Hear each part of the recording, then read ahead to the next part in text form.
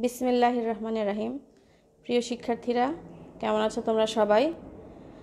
আজকে আমি তোমাদের সঙ্গে ইলেকট্রিক্যাল ইঞ্জিনিয়ারিং ফান্ডামেন্টাল বিষয়ে একটি ক্লাস নিতে যাচ্ছি। তো ইতিমধ্যে তোমরা পঞ্চম অধ্যায়ের বৈদ্যুতিক সার্কিট সম্পর্কে কিছু আলোচনা শুনেছ, বৈদ্যুতিক সার্কিটের বিভিন্ন উপাদান সম্পর্কে জেনেছ।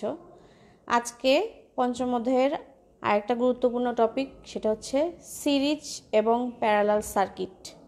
এটা সম্পর্কে আমি আজকে তোমাদের বিস্তারিত বলতে যাচ্ছি। তো প্রথমেই আমরা সিরিজ সার্কিট সম্পর্কে আলোচনা করব।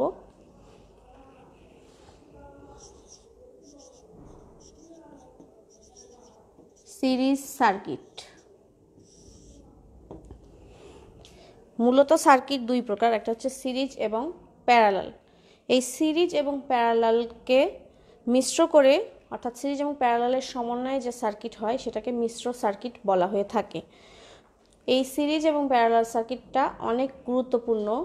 তোমার ইলেকট্রিক্যাল সার্কিটের যে অঙ্কগুলো থাকে, এই সিরিজ প্যারালাল যদি না ক্লিয়ার থাকে কনসেপ্ট, তাহলে তোমরা অঙ্কগুলো করতে পারবে না।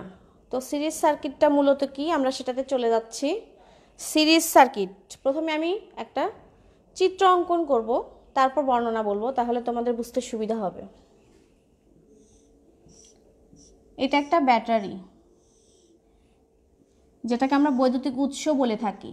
এরপর এগুলো হচ্ছে রেজিস্টর বা লোড। এগুলো কি রেজিস্টর বা লোড বলে থাকি।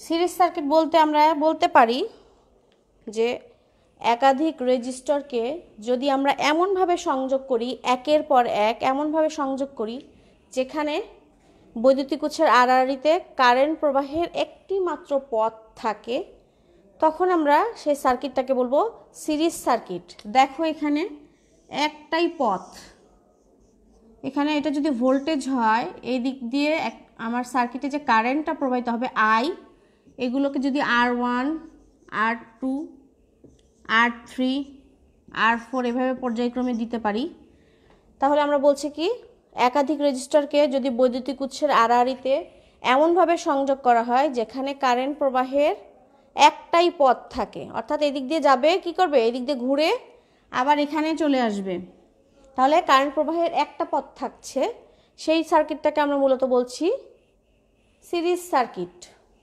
এখানে রেজিস্টরগুলো কিভাবে সংযোগ করা আছে, একের পর এক, অর্থাৎ একটার সাথে আরেকটা সংযোগ করা আছে, এটা মূলত সিরিজ সার্কিট। তাহলে এখান থেকে আমরা কি দেখতে পাচ্ছি, কারেন্ট প্রবাহের একটা পথ, এখানে প্রত্যেকটা ক্ষেত্রে কারেন্টটা কি হবে, সমান হবে, কারেন্ট সমান থাকবে।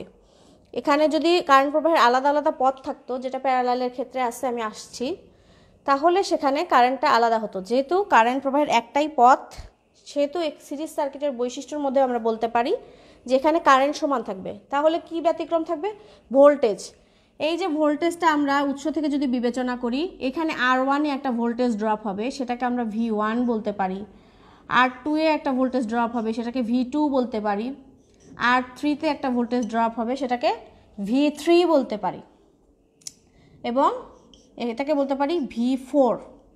তাহলে যতগুলো আমার রেজিস্টর বা লোড থাকবে, প্রত্যেকটাতে একটা করে ভোল্টেজ ড্রপ হবে, অর্থাৎ V = IR। আমরা ওহমের সূত্র থেকে জানে আসছি যে V = IR। তাহলে এখানে কি হচ্ছে, ভিটা আমরা পাবো, আর পাবো, ব্যতিক্রম কি হবে, ভি। আই যেহেতু একই থাকবে, তাহলে আরটা আমরা যদি মান দেয়া থাকে, আমরা ভিটা পেয়ে যাব। তাহলে ভিগুলো কিন্তু আলাদা আলাদা হচ্ছে, তাহলে আই কি হবে, আই একটাই থাকবে। আর রেজিস্টরের মান আমরা যদি বসায় দিব R1 বা R2 এভাবে পর্যায়ক্রমে যদি যাই, তাহলে প্রত্যেকটার আলাদা আলাদা একটা করে ভোল্টেজ পাবো। ব্যতিক্রম কিসের জন্য পাবো, এই রেজিস্টরের যে মানটা দেয়া থাকবে সেটার অনুযায়ী পাবো। তাহলে আমরা সিরিজ সার্কিটে কি কি দেখলাম, যে এখানে কারেন্ট একই থাকবে। তাহলে এই সার্কিটের প্রত্যেকটা রেজিস্টরের মধ্যে দিয়ে একই কারেন্ট প্রবাহিত হবে, এটা সিরিজ সার্কিটের একটা বৈশিষ্ট্য। তাহলে একটা বৈশিষ্ট্য আমি কি বলতে পারি, যে কারেন্ট I সমান হচ্ছে I1 = I2 = I3। এইভাবে পর্যায়ক্রমে যতগুলো রেজিস্টর থাকবে, প্রত্যেকটার জন্য আলাদা কারেন্ট যদি আমরা বিবেচনাও করি, কিন্তু প্রত্যেকটার মান একটাই থাকবে, অর্থাৎ I1 I2 I3 যতগুলো থাকে। আর কি বললাম, যে ভোল্টেজ আলাদা হবে। তাহলে এই যে ভোল্টেজ ব্যাটারি থেকে যাচ্ছে, যে এখানে একটা ড্রপ হচ্ছে রেজিস্টরের সঙ্গে গুণ হয়ে কারেন্ট, এখানে আরেকটা রেজিস্টরের সাথে কারেন্ট গুণ হয়ে একটা ভোল্টেজ পাচ্ছি আমরা, তাহলে প্রত্যেকটা আলাদা আলাদা ভোল্টেজ।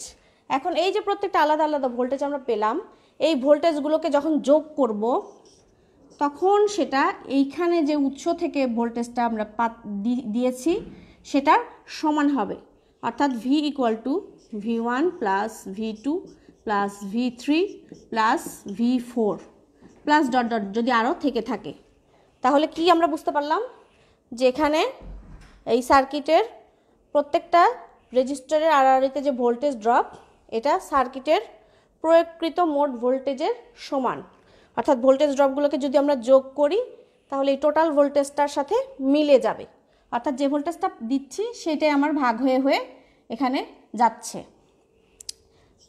এরপরে আসো আরেকটা বৈশিষ্ট্য, সেটা হচ্ছে এই যে রেজিস্টর বা লোড আমরা দেখালাম, এগুলোকে আমরা একত্রিত করব কি করে, অর্থাৎ সমতুল্য রেজিস্ট্যান্স বলতে পারো বা সিরিজ রেজিস্ট্যান্স বলতে পারো। ই দিয়ে ইকুইভ্যালেন্ট বোঝানো হয়, এস দিয়ে সিরিজ বোঝানো হয়। তাহলে এটা খুব সিম্পল একটা সূত্র, যতগুলো রেজিস্টর থাকবে ততগুলোকে যোগ করলেই আমরা টোটাল রেজিস্ট্যান্স পেয়ে যাব। তাহলে এখানে আমরা চারটা জানি, R1 + R2 + R3 + R4, আরও যদি থেকে থাকে সেইটা। তাহলে আমরা সিরিজ সার্কিট সম্পর্কে জানলাম, সার্কিটের বৈশিষ্ট্য সম্পর্কেও জানলাম। তাহলে আমি আবার বলছি, দেখো যে একাধিক রেজিস্টরকে যদি একের পর এক বৈদ্যুতিক উৎসের সাথে এমনভাবে সংযোগ করা হয় যেখানে কারেন্ট প্রবাহের একটি মাত্র পথ বিদ্যমান থাকে, তখন আমরা সেই সার্কিটটাকে বলবো সিরিজ সার্কিট। তাহলে সিরিজ সার্কিটের ক্ষেত্রে কি, কারেন্টটা সমান থাকে, অর্থাৎ পুরো সার্কিটে একই কারেন্ট প্রবাহিত হবে। ভোল্টেজটা কি হবে, প্রত্যেকটা ড্রপগুলো আলাদা আলাদা হবে, সেটাকে যদি যোগ করি তাহলে টোটাল যে প্রয়োগ করি ভোল্টেজ সেটার সমান হবে। আর রেজিস্ট্যান্সগুলোকে একত্রিত করার সূত্র হচ্ছে সরাসরি যোগ। তাহলে মোটামুটি আমরা সিরিজ সার্কিট সম্পর্কে জানলাম।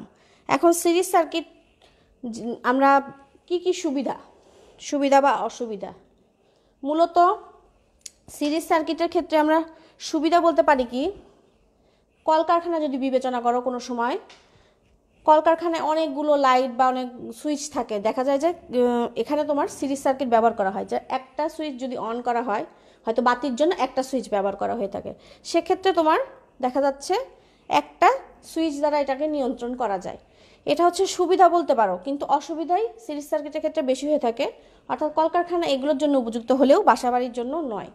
কেন, যেহেতু একটা মাত্র সুইচ দ্বারা আমরা নিয়ন্ত্রণ করব, যদি এগুলো প্রত্যেকটা একটা লোড কল্পনা করি, তাহলে এখানে যদি কোনো একটা লোড নষ্ট হয়ে গেল বা রেজিস্টরের সমস্যা দেখা দিল, তখন এই যে একটা কারেন্ট যে প্রবাহিত হবে, এখানে কি হলো, বাধাপ্রাপ্ত হবে।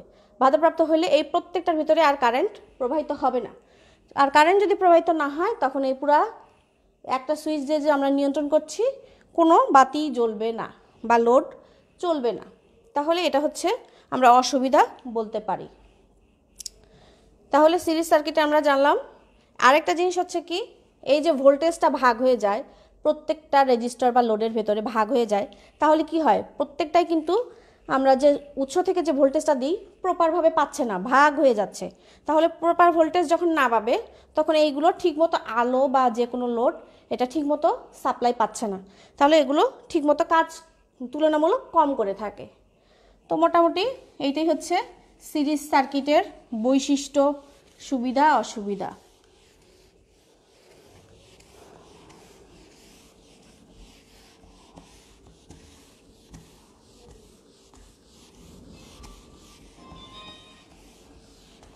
এরপর আমরা চলে যাচ্ছি প্যারালাল সার্কিটে।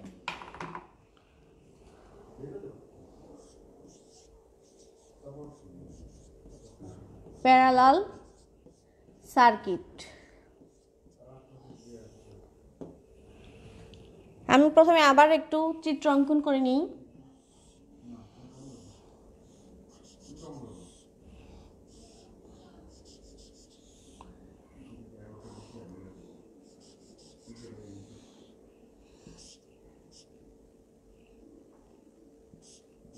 এখানেও একটা ব্যাটারি কল্পনা করছি এবং কতগুলোকে রেজিস্টার দেখানো হয়েছে বা লোড দেখানো হয়েছে। এগুলো, এটা যদি R1 হয়, এটা ধরে নিলাম R2, এটা হচ্ছে R3, আমরা কল্পনা করলাম। এখন এখানে দেখো, এখান থেকে যদি একটা কারেন্ট প্রবাহিত হয়, সার্কিটের মধ্যে দিয়ে কারেন্ট প্রবাহিত করানো হয়, তাহলে কি হচ্ছে, রেজিস্টরগুলো আলাদা আলাদা, অর্থাৎ একাধিক পথ। তাহলে কারেন্টটা একবার এই দিক দিয়ে যাবে, একবার এই দিক দিয়ে যাবে, আর একবার এই দিক দিয়ে যাবে। তাহলে কয়টা কারেন্ট হয়ে গেল, I1, I2, I3। তো প্যারালাল সার্কিটের ক্ষেত্রে আমরা সংজ্ঞাটা এভাবে আসে যে একাধিক রেজিস্টরকে যদি বৈদ্যুতিক উৎসের আড়াআড়িতে এমনভাবে সংযোগ করা হয় যেখানে কারেন্ট প্রবাহের একাধিক পথ বিদ্যমান থাকে। কি বললাম, একাধিক রেজিস্টর বা লোডকে যদি বৈদ্যুতিক উৎসের আড়াআড়িতে এমনভাবে সংযোগ করা হয় যেখানে কারেন্ট প্রবাহের একাধিক পথ বিদ্যমান থাকে, তখন আমরা সেই সার্কিটটাকে বলবো প্যারালাল সার্কিট। তাহলে এখানে আমরা চিত্র থেকে কিন্তু খুব সহজেই দেখতে পাচ্ছি যে কারেন্ট প্রবাহের একাধিক পথ রয়েছে। প্রত্যেকটা রেজিস্টরের মধ্যে যদি আলাদা আলাদাভাবে কারেন্ট যায়, সেটাকেও আমরা ধরে নিতে পারি I1, I2, I3। এখানে যে মূল কারেন্টটা যাচ্ছে সেটা কিন্তু I, কিন্তু ভাগ হচ্ছে কোথায়, এখানে এসে, এখানে এসে এবং এখানে এসে। তাহলে এখানে প্যারালাল সার্কিটের ক্ষেত্রে ভোল্টেজটা কি হবে, ভোল্টেজটা সমান থাকবে। এখানে ভোল্টেজটা ভাগ হবে না, প্যারালাল সার্কিটে ভোল্টেজটা সমান থাকে কিন্তু কারেন্ট শুধু আলাদা আলাদা হয়ে যায়। তাহলে আমরা প্যারালাল সার্কিটের ক্ষেত্রে বৈশিষ্ট্যগুলোতে যদি যাই, তাহলে প্রথমে কি আসছে যে প্যারালাল সার্কিটের ক্ষেত্রে ভোল্টেজ সমান। এখানে ভি যেটা থাকবে, V1 ও তা, V2 ও তা, V3 ও তা। তাহলে প্যারালাল সার্কিটের ক্ষেত্রে ভোল্টেজ সমান, অর্থাৎ V = V1 = V2 = V3, এরকম আরও কিছু থাকলে সেটাও। কারেন্ট প্রত্যেকটার জন্য আলাদা আলাদা, যেহেতু একাধিক পথ পেয়ে যাচ্ছে, তাহলে কারেন্ট প্রত্যেকটার জন্য আলাদা আলাদাভাবে যাবে। সেক্ষেত্রে তাহলে কি হবে, মোট কারেন্ট যদি আমরা I বিবেচনা করি, তাহলে I সমান কি হবে, I1 plus I2 plus I3 plus dot dot dot. কেন, ঠিক সিরিজ সার্কিটের এটা বিপরীত ছিল, কি ছিল, ভোল্টেজটা যোগফল ছিল আর কারেন্টটা সমান ছিল। প্যারালালে উল্টা হয়ে গেল, ভোল্টেজটাই সমান, কারেন্টটা হচ্ছে এখানে প্রত্যেকটার জন্য আলাদা আলাদা কারেন্ট হবে। সেই কারেন্টগুলোকে যদি যোগ করি, তাহলে এই যে সার্কিটের শুরুতে যে কারেন্টটা প্রবাহিত হয় সেইটার সমান হবে। তাহলে I হচ্ছে I1 plus I2 plus I3 সমন্বয়ে I পাওয়া যাবে। এরপর আসো রেজিস্ট্যান্স। এই যে রেজিস্ট্যান্সগুলো, এই রেজিস্ট্যান্সগুলোর যোগফলটা আমরা কিভাবে নির্ণয় করব, এটাকে একটু উল্টা করে নিতে হয়। 1/R1 plus 1/R2 plus 1/R3 plus dot dot dot. এখন যখন আমি এটা শেষ লাইনে যখন ক্যালকুলেশন করে আসবে, তখন এটাকে যদি উল্টায় ফেলি, তাহলেই মানটাকে উল্টা করলেই আমরা অ্যান্সারটা পেয়ে যাব। তাহলে সূত্রটা আমার এইভাবে বসাতে হবে, পরে যে শেষে আমার ক্যালকুলেশন করার পরে মানটাকে উল্টায় দিলেই ইকুইভ্যালেন্ট রেজিস্ট্যান্স RE, অর্থাৎ এটার সমতুল্য একটা মান আমরা পেয়ে যাব, অর্থাৎ টোটাল মানটা আমরা এখান থেকে পাবো। তাহলে প্যারালাল সার্কিটের ক্ষেত্রে কি কি জানলাম, যে একাধিক রেজিস্টরগুলো যদি বৈদ্যুতিক উৎসের আড়াআড়িতে এমনভাবে সংযোগ করা থাকে যেখানে কারেন্ট প্রবাহের একাধিক পথ বিদ্যমান থাকে, তখন সেখানে সেই সার্কিটটাকে আমরা বলবো প্যারালাল সার্কিট। এখানে ভোল্টেজ সমান, কারেন্ট আলাদা আলাদা, এর সমষ্টি হচ্ছে প্রয়োগকৃত কারেন্টের সমান, এবং রেজিস্ট্যান্স এইভাবে আমরা নির্ণয় করতে পারি। এটা হচ্ছে প্যারালাল সার্কিটের বৈশিষ্ট্যগুলো। তাহলে প্যারালাল সার্কিটের সুবিধাগুলো কি কি? প্যারালাল সার্কিটের সুবিধাগুলো হচ্ছে এই যে আমরা নর্মালি যে বাসা বাড়ি বা অফিস আদালত সব জায়গায় প্যারালাল সার্কিট ব্যবহার করা হয়, তার মানে প্রত্যেকটা নিয়ন্ত্রণের জন্য আলাদা আলাদা সুইচ থাকে। তাহলে আলাদা আলাদা সুইচ যখন থাকে, তাহলে প্রত্যেকটা আমরা কি জানলাম এখানে, যে প্রত্যেকটাতেই প্রয়োগকৃত ভোল্টেজ সমান থাকবে। তাহলে এখানে ভোল্টেজের কোনো ঘাটতি হচ্ছে না, তাহলে প্রত্যেকটা জিনিসই প্রপারভাবে তোমার জ্বলবে বা আলো দিবে, যেটাই বলো, লোডগুলো চলবে। তাহলে এটা হচ্ছে প্যারালাল সার্কিটের ক্ষেত্রে সুবিধা। মোটামুটি এই হচ্ছে সিরিজ প্যারালাল সার্কিটের ব্যবহার, বৈশিষ্ট্য এবং সুবিধা অসুবিধা। তো আমরা এতটুকু জানলাম কি, সিরিজ এবং প্যারালাল সার্কিটের বৈশিষ্ট্য এবং কাকে বলে এসব জানলাম। এখন আমি সিরিজ এবং প্যারালাল সার্কিটের কিছু অঙ্ক। এই যে সূত্রটা আমরা জানলাম, সূত্রের একটা প্রয়োগ দরকার। বেসিক যে প্রয়োগটা, সিম্পলি দুইটা অঙ্ক দেখলেই তোমরা ক্লিয়ার হতে পারবা।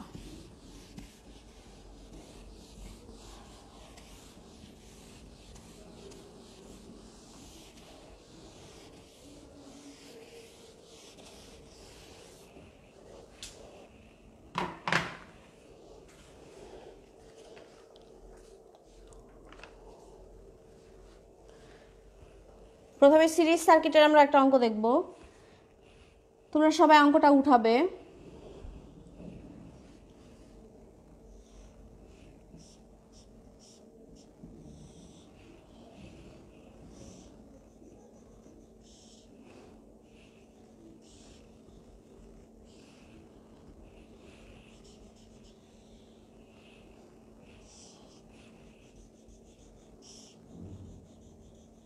এগুলোর প্রত্যেকটা রেজিস্টর। তাহলে এখানে কয়টা রেজিস্টর?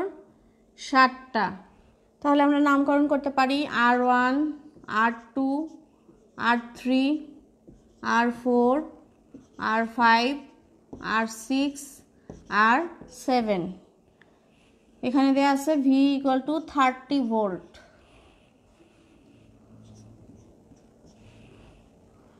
তাহলে এগুলোর মান দিয়ে দিচ্ছি 3 ওহম, 3 ওহম, 6 ওহম, এটাও 6 ওহম, এটা 6 ওহম, এটা 10 ওহম, এটা হচ্ছে 8 ওহম। বলা হয়েছে সার্কিটের প্রবাহিত কারেন্ট নির্ণয় করো। সার্কিটের প্রবাহিত current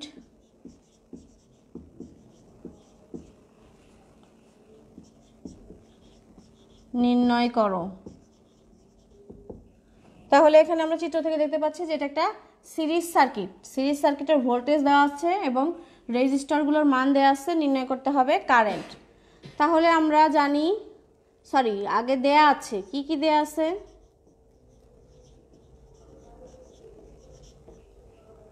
R1 = 3 ohm, R2 = 3 ohm, R3 = 6 ohm, R4 = 6 ohm, R5 = 6 ohm, R6 = 10 ohm, R7 = 8 ohm. আর দেয়া আছে কি? V = 30 volt. বের করতে হবে কি? কারেন্ট। তাহলে I = ওয়াট। তাহলে এখন আমরা সিরিজ সার্কিটের ক্ষেত্রে কি সূত্র জানছি? আমরা জানি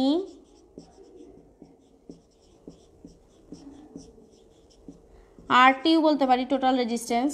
যতগুলো রেজিস্ট্যান্স থাকবে সবগুলোর যোগফল হচ্ছে total resistance. R1 + R2 + R3 + R4 + R5 + R6 + R7। তাহলে আমরা মানগুলো যদি বসাই, 3 + 3 + 6 + 6 + 6 + 10 + 8, তাহলে এটাকে যোগ করলে আসবে 42 ওহম। ওহমের সূত্র তোমরা অলরেডি জেনে আসছো। কি সূত্র? V = IR। তাহলে আমাদের সেই সূত্রটা এখন প্রয়োজন হবে সব সময়ই। তাহলে আমরা কি, এখানে অঙ্কে দেওয়া আছে V দেওয়া আছে, আর আমরা টোটালটা বের করে নিলাম। আমরা প্রত্যেকটাকে আলাদাভাবে কাজে লাগাতে পারবো না, তাহলে টোটালটা বের করে নিচ্ছি কত? 42 ওহম। তাহলে আমাদের কারেন্ট বের করতে গেলে সূত্র আবার কি? আমরা জানি I = V/RT। কোথা থেকে? V = IR থেকে যদি কল্পনা করো, তাহলে এই পাশে যদি আমরা আইটা নিয়ে নিই, তাহলে এই পাশে কি থাকতেছে? V/RT। V হলো 30, RT হলো 42। এটাকে যদি ক্যালকুলেশন করো, অ্যান্সার আসবে 0.71 অ্যাম্পিয়ার। তাহলে খুব সিম্পল একটা অঙ্ক। সূত্রটা জাস্ট প্রয়োগ করা হয়েছে দেখানোর জন্য যে এখানে ভোল্টেজ একটা দেয়া আছে কত? 30, এবং একাধিক রেজিস্টরগুলো অর্থাৎ 7টা দেয়া আছে, এখানে প্রত্যেকটার মান দেয়া আছে, কারেন্ট নির্ণয় করতে হবে। তাহলে আমরা কারেন্ট নির্ণয় করতে গেলে আমাদের প্রথমে টোটাল রেজিস্টরের মান জানতে হবে, সেটা আমরা নির্ণয় করে নিলাম। তারপরে জানতে হবে কি কারেন্টের ক্ষেত্রে যদি বিবেচনা করি ভি ইকুয়াল টু আই আর ছিল সূত্র, ভি ইকুয়াল টু আই আর ছিল, আমি বারবার বলেছিলাম যে এই সূত্রটা অনেক গুরুত্বপূর্ণ। তাহলে এখান থেকে যদি আমি আইটাকে এই পাশে রাখি তাহলে এই পাশে থাকছে ভি বাই আর, ঠিক সেই জিনিসটাই আমি এখানে বসেছি ভি বাই আর টি। এখানে শুধু আর হলো না কেন, এখানে অনেকগুলো রেজিস্ট্যান্স আর সিরিজ সার্কিটের টোটাল রেজিস্ট্যান্স বের করার সূত্র এইটা। তাহলে আমি মানগুলো বসাই দিলাম, অ্যান্সার পেয়ে গেলাম। তাহলে এটা মূলত সিরিজ সার্কিটের একটা সিম্পল অঙ্ক। এই সিরিজ এবং প্যারালালের সিম্পল অঙ্কগুলো যদি তোমরা ক্লিয়ার হতে পারো তারপরে মিশ্র সার্কিট অনায়াসে করতে পারবে। তাহলে আমি নেক্সট আরেকটা অঙ্কে চলে যাব।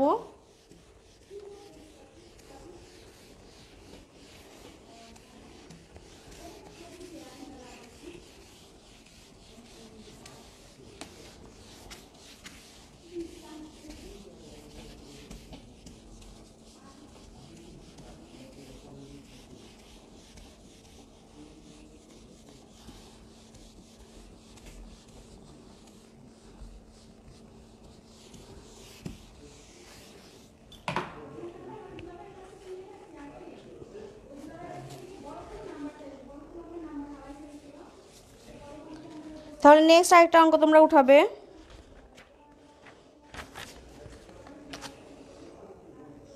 তিনটি রেজিস্টর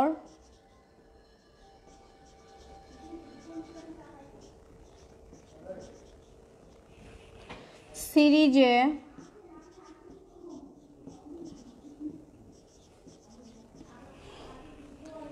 সংযোগ করে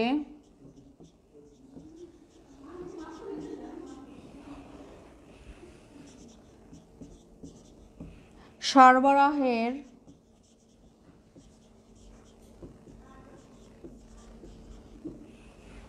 আড়াআড়ি লাগানো আছে।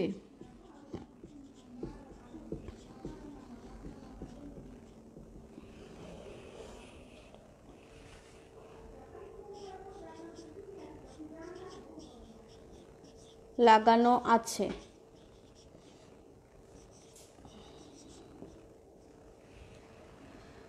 R1 এ ভোল্টেজ ড্রপ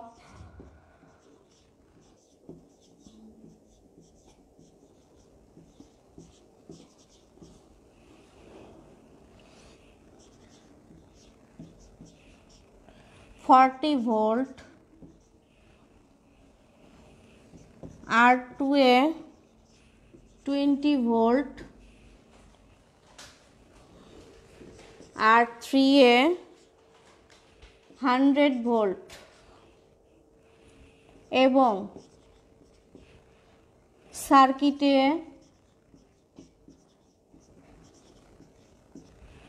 2 অ্যাম্পিয়ার কারেন্ট প্রবাহিত হয়। 2 অ্যাম্পিয়ার কারেন্ট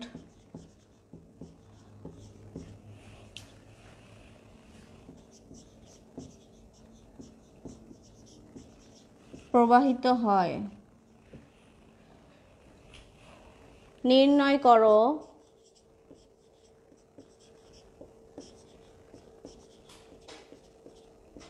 এক হচ্ছে প্রতিটি রেজিস্টরের মান, প্রতিটি রেজিস্টরের মান।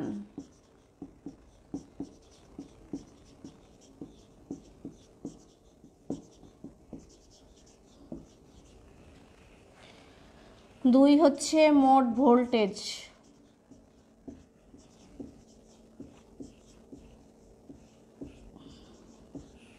তাহলে আমি অঙ্কটা বলছি দেখো আবার। তিনটি রেজিস্টর সিরিজে সংযোগ করে সরবরাহের আড়াআড়ি লাগানো আছে। R1 এ ভোল্টেজ ড্রপ 40 ভোল্ট, R2 এ 20 ভোল্ট, R3 এ 100 ভোল্ট এবং সার্কিটে 2 অ্যাম্পিয়ার কারেন্ট প্রবাহিত হয়। নির্ণয় করো প্রতিটি রেজিস্টরের মান আর মোট ভোল্টেজ। তাহলে এখানে আমরা অঙ্ক কিন্তু দেখতে পাচ্ছি কিন্তু সার্কিট দেয়া নাই। তার মানে আমাদের প্রথম কাজ হচ্ছে সার্কিটটাকে অঙ্কন করে নিতে হবে। তাহলে সিরিজ সার্কিট কেমন হয়ে থাকে এর আগে দেখছো, একটা আমরা উৎস বিবেচনা করি, ব্যাটারি ধরে নিলাম, এখানে ব্যাটারিও বলা আছে। তাহলে সিরিজে সংযোগ, যেহেতু 3টা রেজিস্টর বলা আছে তাহলে আমি এইভাবেও অঙ্কন করতে পারি। তাহলে 3টা রেজিস্টর, তাহলে কি কি প্রত্যেকটার ভোল্টেজ ড্রপ, R1 এর ভোল্টেজ ড্রপ 40 ভোল্ট, অর্থাৎ V1 হচ্ছে 40 ভোল্ট, R2 এ কত 20 ভোল্ট, R3 তে কত 100 volt, R3 equal to 100 volt, sorry V3 equal to 100 volt, এবং সার্কিটে কত 2 অ্যাম্পিয়ার কারেন্ট প্রবাহিত হয়, অর্থাৎ I equal to 2 ampere current প্রবাহিত হয়। তাহলে মোট ভোল্টেজ বের করতে বলা হয়েছে এবং প্রত্যেকটা রেজিস্টরের মান বের করতে বলা হয়েছে। তাহলে এখানে মোট ভোল্টেজটা আমরা সিরিজ সার্কিটের ক্ষেত্রে খুব সহজেই জানতাম কি, যে প্রত্যেকটা ভোল্টেজ ড্রপের যোগফল করলেই আমরা এই প্রয়োগকৃত ভোল্টেজের সমান হবে। তাহলে আমরা ধারাবাহিকভাবে আগে যদি যাই, নর্মালি আমরা সিরিজ সার্কিটের ক্ষেত্রে কি জানি, আমরা জানি কারেন্ট সমান, অর্থাৎ I সমান I1 equal to I2 equal to I3, যেহেতু 3টা আছে তার মানে প্রত্যেকটাই একটাই মান, সেটা হচ্ছে 2 অ্যাম্পিয়ার। সেটা যদি হয়ে থাকে, এখন আমরা প্রত্যেকটা রেজিস্টরের মান বের করব। রেজিস্টরের সূত্র কি, R সমান সমান কি V divided by I, R সমান যদি V ডিভাইডেড বাই I হয়, এখানে যেহেতু প্রত্যেকটা V আলাদা, তাহলে V1 ধরে নিচ্ছি R1 এর জন্য, I1ও লিখতে পারো বা Iও লিখতে পারো, যেহেতু মান একই। তাহলে V1 কত 40 ভোল্ট, V1 হচ্ছে 40 ভোল্ট, 40 ডিভাইডেড বাই 2, তাহলে R2 কিভাবে হবে, তাহলে V2 divided by I2, V2 কত 20 ডিভাইডেড বাই 2, R3 কত V3 ডিভাইডেড বাই হচ্ছে I3, V3 কত 100 ভোল্ট ডিভাইডেড বাই হচ্ছে 2, প্রত্যেকটাই 2, কেন সিরিজ সার্কিটের ক্ষেত্রে কারেন্ট সমান হয়ে থাকে আর ভোল্টেজ ড্রপগুলো আলাদা দেওয়া আছে, শুধু সূত্রতে আমরা বসাই দিচ্ছি। তাহলে এখানে হবে 20, এখানে হবে 10 আর এখানে হবে 50, এগুলো কি, এগুলো হচ্ছে ওহম, রেজিস্ট্যান্সের একক ওহম। তাহলে আমরা প্রত্যেকটা রেজিস্টরের মান পেয়ে গেলাম, তাহলে এগুলো প্রত্যেকটাই এক একটা অ্যান্সার। তাহলে এখন মোট ভোল্টেজ, খুবই সহজ একটা সূত্র, আমরা জানি সিরিজের ক্ষেত্রে V সমান হচ্ছে V1 plus V2 plus V3, তাহলে এখানে V1 হচ্ছে 40 প্লাস 20 প্লাস 100, তার মানে হচ্ছে 160 ভোল্ট, এটাই অ্যান্সার। তাহলে এখানে অঙ্কে আমার ছিল 3টা রেজিস্টর সিরিজে সংযোগ করছি, প্রত্যেকটার ভোল্টেজ ড্রপ দেওয়া আছে 40 ভোল্ট, 20 ভোল্ট, 100 ভোল্ট দিলাম। বলা হয়েছে যে সার্কিটের 2 অ্যাম্পিয়ার কারেন্ট যায়, সিরিজ সার্কিটের ক্ষেত্রে আমরা জানি কারেন্টটা সমান 2 অ্যাম্পিয়ার দিলাম। এখানে আমাদের বের করতে বলা হয়েছে মোট ভোল্টেজ এবং প্রত্যেকটা রেজিস্টরের মান। তাহলে প্রত্যেকটা রেজিস্টরের মান আমরা বিবেচনা করার আগে, যেহেতু সিরিজ সার্কিটে কারেন্ট সমান, আমরা সেটা বসালাম। I1ও যা, I2ও তা, I3ও তা, অর্থাৎ 2। R1 এর ক্ষেত্রে সূত্র হচ্ছে V বাই I, কিন্তু R1 যেহেতু, তাই V1 ডিভাইডেড বাই I1, পর্যায়ক্রমে R2-র ক্ষেত্রেও তাই, R3-র ক্ষেত্রেও তাই। তাহলে মানগুলো জাস্ট বসানো হয়েছে, অ্যান্সার আমরা পেয়ে গেলাম। আর প্রয়োগকৃত ভোল্টেজ প্রত্যেকটা ড্রপের যোগফলের সমান, সেটাও আমরা পেয়ে গেলাম। আশা করি তোমরা সিরিজ সার্কিটের সম্পর্কে একটা মোটামুটি ধারণা পেয়ে গেছো। তো নেক্সট আমরা প্যারালাল সার্কিটের অঙ্ক করব। এর পর্যন্ত তোমরা বাসায় একটু সিরিজ সার্কিট, প্যারালাল সার্কিটের অনুশীলনী প্র্যাকটিস করবে। তো আজ এই পর্যন্তই, তোমরা সবাই সুস্থ থাকো এবং বাসায় বসে পড়াশোনা করো। ঠিক আছে।